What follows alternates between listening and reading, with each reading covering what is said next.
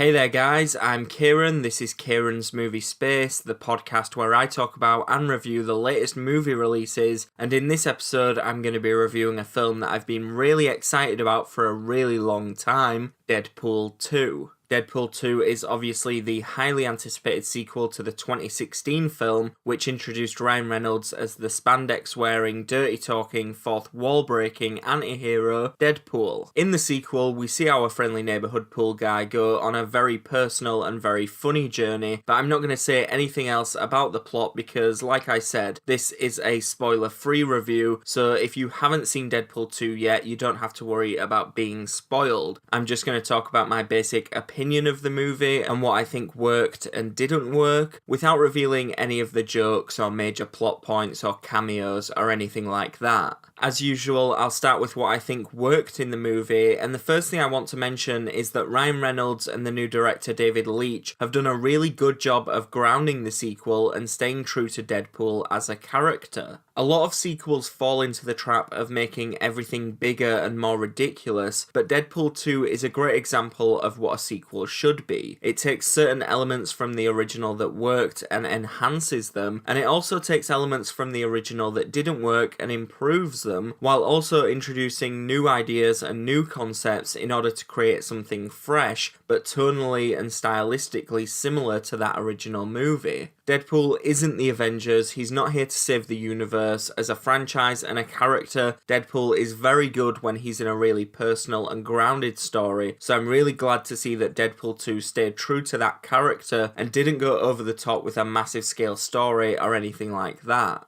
Another thing I think that really works in Deadpool 2 is yet again Ryan Reynolds, unsurprisingly. This guy was born to play Deadpool. He's been saying that in interviews, and after seeing this movie, I really can't agree more. In the first film, we got to see how this funny, messed up guy became Deadpool, but from the very first second of this film, you've got Ryan Reynolds in the costume as Deadpool, and somehow he's funnier, grosser, more violent, and as a character, Deadpool just feels more established and genuine in this movie. Possibly the most surprising element of Deadpool 2 was the amount of development we actually get for the character. Over the course of this movie, we get to see a lot of different sides to Deadpool's personality, and Ryan Reynolds does a really great job of developing Deadpool, and you really end up caring about the characters in this film. I'd say even more than we did in the original. Deadpool isn't the only spandex-wearing weirdo in this film, and I've got to say that I was pleasantly surprised by all of the new characters, as well as some of the returning characters. Now, I can't talk about them all out of fear of spoilers, but I'll quickly discuss some of the key players, starting with Josh Brolin's Cable. Surprisingly, we don't actually get to spend a lot of time with Cable, but when the character is on screen and kicking ass, he's one of the best things in the movie, especially in the scenes where him and Deadpool are going back and forth. All of that stuff is really cool, and Cable is just such a badass, awesome, kick-ass character, and I think everyone will have a lot of fun with him. We understand his backstory, his motives are clear and understandable, and overall Deadpool 2 gave us a brilliant introduction to this character,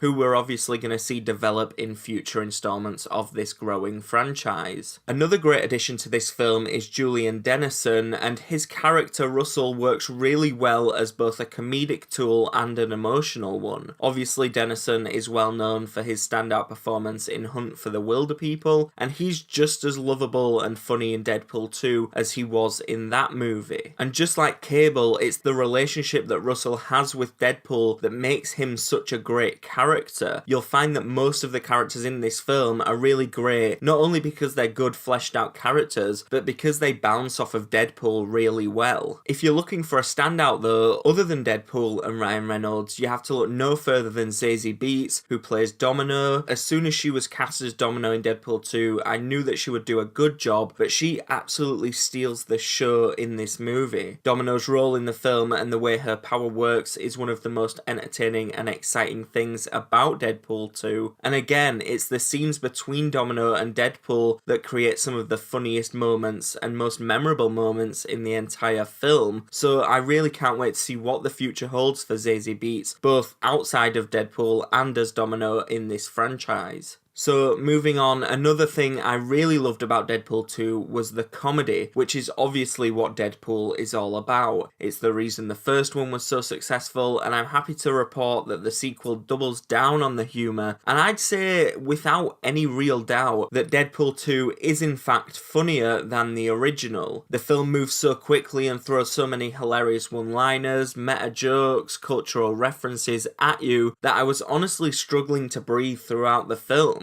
The stuff that they do in this film that you wouldn't expect in a million years, and it's just, you'll be in stitches laughing, your ribs will hurt, it's one of the funniest films I've seen in the cinema, probably since the first Deadpool movie was released. You might be surprised to hear though that Deadpool 2 is also a lot more emotional than the first film. I don't want to spoil anything, so I won't go into specifics, but I'll just say that certain relationships are explored in a surprisingly sad and emotional way, and I really liked that David Leitch was willing to explore the more emotional side of Deadpool, because underneath the humour and the violence and the dick jokes and all the silly stuff, Deadpool is a really messed up and tragic character, so it was really cool to see that they explored that in this movie. And talking to David Leitch, I really just want to talk about him for a second, just because I was one of the guys that were worried when Tim Miller left the sequel and Leitch was hired. Not because I didn't think he'd do a good job, I love John Wick and Atomic Blonde was really cool, but simply because Tim Miller was so instrumental to Deadpool's success that I didn't know if another director could replicate that same formula and capture that magic. With that said, David Leitch does a great job with this movie, and I actually think Leitch gave the sequel a more impressive visual style. Deadpool 2 certainly looks and feels more cinematic than the original, and you won't be surprised to learn that the guy that gave us John Wick has given us some really great fight scenes in Deadpool 2. The last thing I want to talk about before I move on to the aspects of Deadpool 2 that I didn't enjoy as much